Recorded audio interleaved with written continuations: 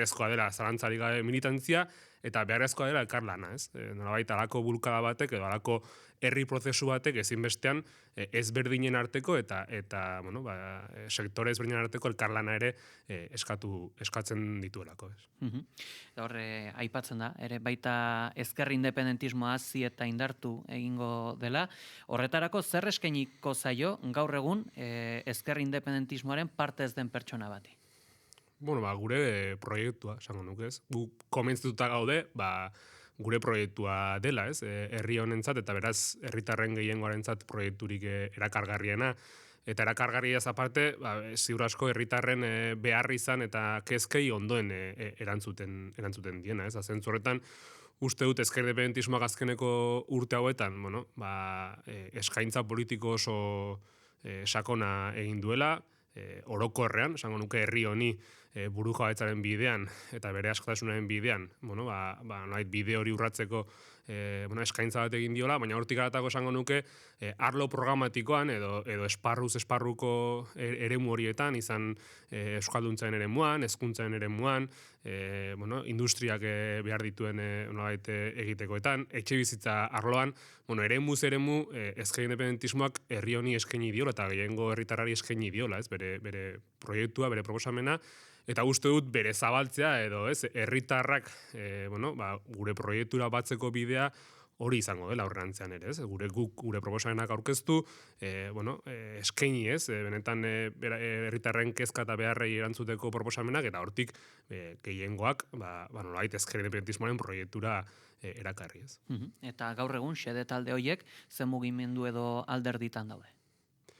Ez nuke esango, nolabait, ez nituzke xede taldeak saikatuko alderdika edo eremuka, uste dute, herritar bakoitza burujabea dela eta herritar bakoitza dela, ez, bere iritzien eta bere, ez, kasu honetan autu politikoen jabe, eta guk xede taldei baino, esan bezala herritarrei begiratzen diegu, herritarrei hitz egiten diegu, eta zentzoretan uste dugu, gure ambizioa ez dela, nolabait gaur egun han edo hemen sailkatua dagoen, ez, herritarrei edo xede taldei hitz egitea, baizik eta orokorrean herritarrei hitz egitea, eta esan bezala gure proposamen bidez, herritar horiek gure proiektura erakartzea.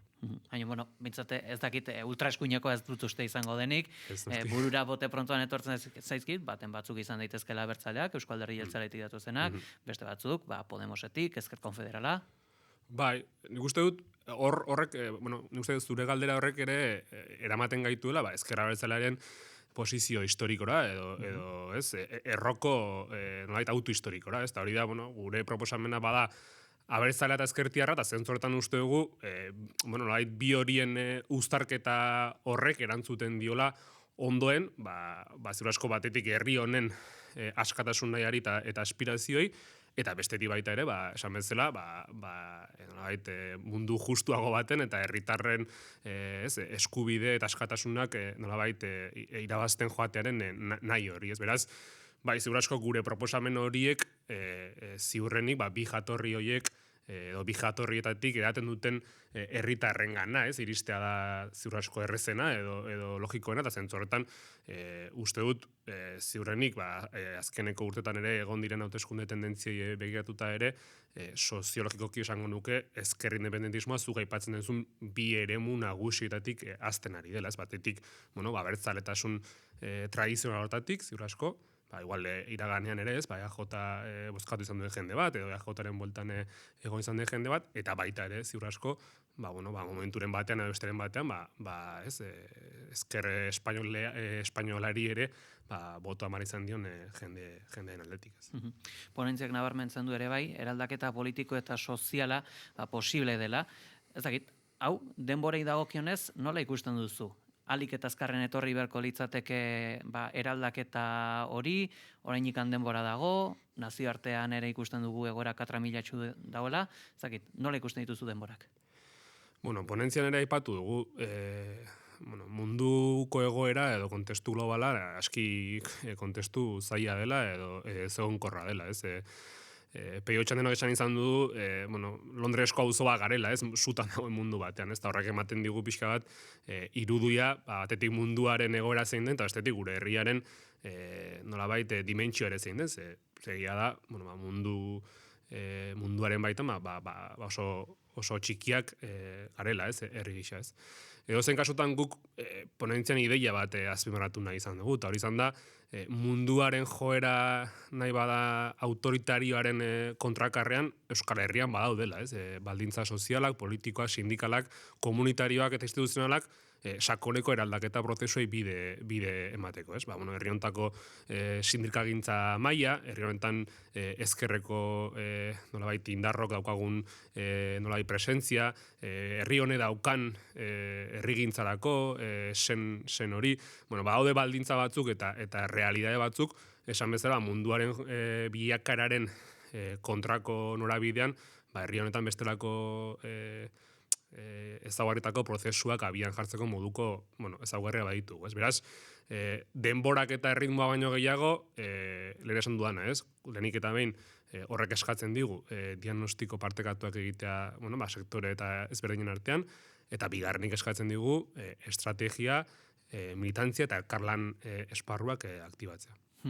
Horre aipatzen da baita ere bloke historiko handia sortu behar dela, hau, ez dakit aipatzen genuen, nondik aldiren etorri, ezker independentista berri horiek, baina gaur egungo aliantza handia, Euskal Autonomia Erkidegoko gobernura ikusten badugu, EAJ eta PSek osatzen dute, Nafarroako gobernura begiratzen badin badugu, bertan PSen eta geroa bai, eta kontigo zurekin daukagu, ez dakit, bloke historiko hori ere sortzeko, zerbaiten haustura edo egon beharko du, ezta?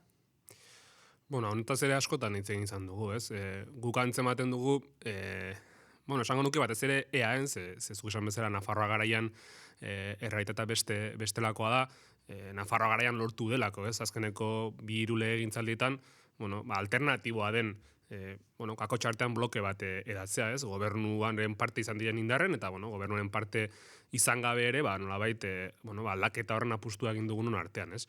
Eta uste Nafarroa garaiak ere zentzu batean bidea markatzen duela, ez? Erakusten duela, benetan aliantzatan gaudenon siglen gainetik, aliantza horien norabidean eta edukietan dagoela gakoa, ez? Eta hor, benetan baldintza daudela, bloke alternatibo horiek sortzeko, edo bloke historiko ezberdin batzuk sortzeko, esan bezala edukietan oinarrituta, ez?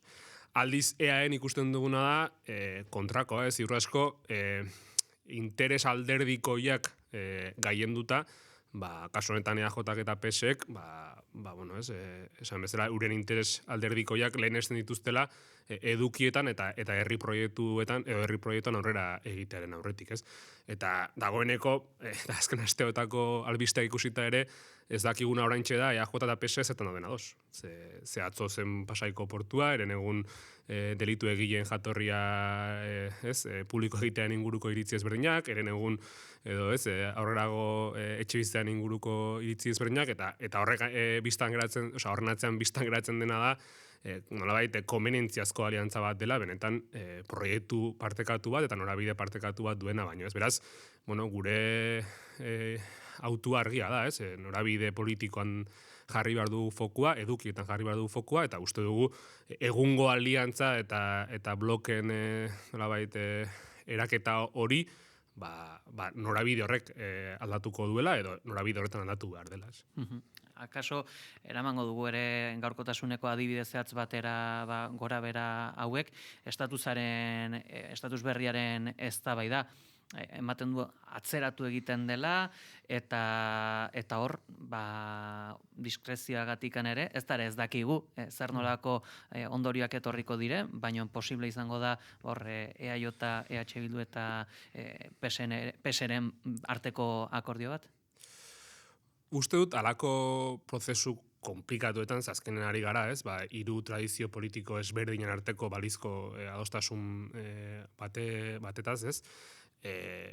Nolabait, epe muga jartzea, edo presaz aritzea, edo ansiedadez aritzea, kasu askotan kaltegarria da, ez? Eta uste dugu gainera kasu honetan, ez garela gu izan, epe horiek jarri dituenak, ez? Beste batzuk izan dira publikoki, behin eta berriro, aurrena abendua, ondoren urtarrila, ondoren, ez?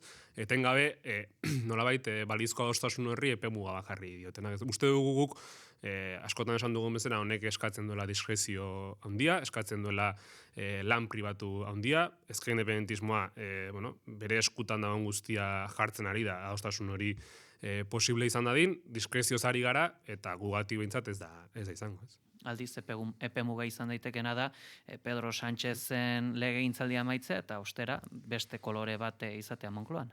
Zalantzari gabe, eta horrek ere, balintzatzen du eztabaida hori, ez? Alegia, guk uste dugu lehen urratsa hemen egin beharreko, ez? Balizko akordio hori dela. Alegia, herri honen zati honetan, ez? Nagusiena diren tradizio politikoen arteko akordio hori dela lehen urrats hori. Horrek edozein kasutan balio politika handia luke, bai? Gero ostean, zuk esan bezala, ez? Estatu Espainiarreko agertoki oso ezegonkorra da, konplikatua da, eta ez dakigu, ez? Zenbateraino emango duen, ez? Denboretan eta aukeretan, baina lehen urratsa edozein kasutan hemen lortu beharreko akordio horri da, eta ostean ikusi beharko da denboretan eta formetan aukera dagoen benetan akordio hori betetzeko, ez? Edozein kasutan gure bokazio edo gure nahia hori da, ez? Akordioa egin eta akordio hori bete dadin edo, ez? Egin beharreko bide hori egitea, ez? Baina edozein kasutan azkenean emango ez balitz, uste dut hemen akordio hori lortzeak dagoeneko beste toki batean jarriko gintuzkeela, ez? Nolabait, kasu honetan, ez? Hego Euskal Herriaren kasuan edo EAEZ ari garela, EAEko gehiengo demokratikoa edo gehiengoaren iritzia islatuko lukelako akordio horrek, eta horrek edozein kasutan, ez? Gobernu bat izan edo bestea izan, herri honen borondatean isla zein den esan nahiko luke, erakutsiko luke, eta zentzoretan estatuarekiko eraiki barreko harremanetan, elkarrizketa horietan, dagoeneko posizio argi bat erakutsiko luke, eta hortik ere bidea egin alko litzateke edo zenerarik ere gobernu horren, edo Espainiarre estatuan dagoen gobernuaren kolorea, ez. Guztiz bestelako kontuetan, edabidetan, ala sare sozialetan askotan, leian jartzen dira eta eztabaidak izaten dira batzuetan antzuak, Ezkerra Abertzalea eta Euskal Herriko Kontseilu Sozialista, GKS-ren artean, zer diozu? Honi buruz, testu inguru nola bizi duzu? Gu ez gaude lain horrekin lehiatzeko, gu herri hau askatzeko gaude. Ezker independentismoaren proiektu politiko aski ezaguna da, gu independentista gara, ezkertiarra gara, abertzalea gara, feministak eta euskaltzaleak, eta guk herri honi egiten diogun eskaintza eta herri hori askatzeko eraikitzen ditugun bide eta elkarlanak aski jakinak dira, ez? Gu askotariko elkarlan esparrotan ari gara, ez? Aipatzen genuen herri gogo hori piztera begira ari gara, ez? Mugimendu feministarekin elkarlanean, euskalgintzarekin, esparru sindikalean, herrigintzako esparru askotan, eta uste dugu hori dela gure proiektu politikoa gauzatzeko bidea, ez? Bidea herriarekin eta herritarrekin egitea, eta ezker independentismoa eta ezker abertzalea horretan dago eta horretan jarraituko du. Ponentziatik atentzio deitu duen ere bestelako elementuetako bat, bada, ez dela, herri eta auzoetako egiturarik egongo, nolakoa izan da neurri honen harrera? Ponentzian plantatu dugun ideia, bada azken batean, sortuko militanteok egiten dugula, ez? Eta hor azpimarra egina izan dugu, sorturen mugimendu izaera horretan, ez? Gu bagara mugimendu politiko bat, beste mugimendu politiko batzuekin alderatuz, esango nuke konbentzionala ez dena, beste militantzia eredu daukagulako, lotua, ez? Elkarrizketa osoan zerbitz egiten ari garen herrigintzarako joera horrekin, herri honen zerbitzura egotearekin, ez? Horrela ulertzen dugu militantzia, ez? Gure militantzia ez da inbeste, ez? Nolait gure sigla elikatzera edo gure antolakundea bera elikatzera bideraturiko militantzia, baizik eta herri honen zerbitzura jartzen dugun militantzia bat, ez? Eta azken batean, ponentzia honetan egin dugun apustua hori izan da, ez? Horretan sakontzea, ez? Mugimendu izaera horri indarra ematea, militante bakoitzak egin beharreko karpenean fokua jartzea, eta hortik indarrak biderkatzea, ez? Ulertzen dugulako, esan bezala, herri prozesu bat dela guk aktibatu beharrekoa, herritarrak, alik eta herritar gehien aktibatzea dela guk bilatu behar duguna, eta uste dugu egindako apustu organizatibo horren asmoa eta helburua hori dela, ez? Gutako bakoitza, bestelako herri sektore eta herritarrekin lanean jardunez edo lanean arituz, hortik egitea karpena. Eta tokian tokiko funtzionamendua nolakoa izango da? Oraingoarekin alderatuz aski, esango nuke dinamikoagoa eta maila baten arinagoa ere, ez? Bizkat esaten ari nintzen norabide horretan, ez? Ulertzen baldin badugu, herri honen taupada askatzailea sortutik arago dagoela, eta bukala ulertzen dugu, ez? Herri honen indar bizi horiek, ez? Sortutik aratago ere badaudela, horrek, esan bezala, nagusiki eskatzen diguna da, sortuko militanteok gure ekarpena sortutik aratagoko esparrutan egitea, ez? Da beraz, herri eta uztako antolaketa ereduak ere horri erantzuten dio, ez? Gure arteko hartu emanak eta beste barne mailakoak izango ditugu, ponentzian definitu ditugun bitarteko ezberdinen bidez, baina nagusiki eta batez ere, esan bezala, sortutik aragoko esparrutan egingo dugu gure ekarpena. Ponentziak jaso du baita ere, komunitate historikoaren zaintzarako batzordea zer nolako funtzioak izango ditu talde honek? Izenak berak esaten ditu noiek, ez? Guk badugu, ez? Bagara mugimendu bat, hamarkadetako ibilbidea daukana, hamarkadetako ibilbide horretan, azkenean, sortu dira, ez? Edo sortu da komunidade oso bat, eta aldi beran sortu dira azpi komunidade batzuk, eta jotako bat, identifikatu duguna bada komunidade historikoarena, ez? Azkenean, badugu kidego multza handi bat, badagoeneko adinagati ziur asko, eguneroko jardun militante strukturatu horretan dagoeneko ez dagoena, naturalki ala delako, baina izaten jarraitzen duen, ez? Ezkeratzaleko kide, ezkeratzaleko militante, eta pixka komunidade historiko horrek izango duen, batzorde horrek izango duen lana izango da, horien nolabait jakintza, ez? Eta horien esperientzia eta antolakunden arteko lotura hori, zubiran hori egitea, ez? Ulertzen dugulako, hor altxorra handi badaukagula, ez? Ezkerra bertzara badaukala altxorra handi bat, ez? Bere, komunidade historiko horrek jasotzen duen esperientzia edo jakintza guzti hortan metatua dagoena, eta esan bezala batzorde horrek egingo duena izango da, egungo, ez, militanteon eta komunidade historikoaren arteko eta ez, antolakunden arteko harreman horiek, estutu eta jorratu eta elikatu. Adi, izango era heltzen dena, Xabier Iraola sortuko koordinatzaile orokorra, eskerrik asko goizonetan gure estudioa bisitatzeatik. Eskerrik asko zuei.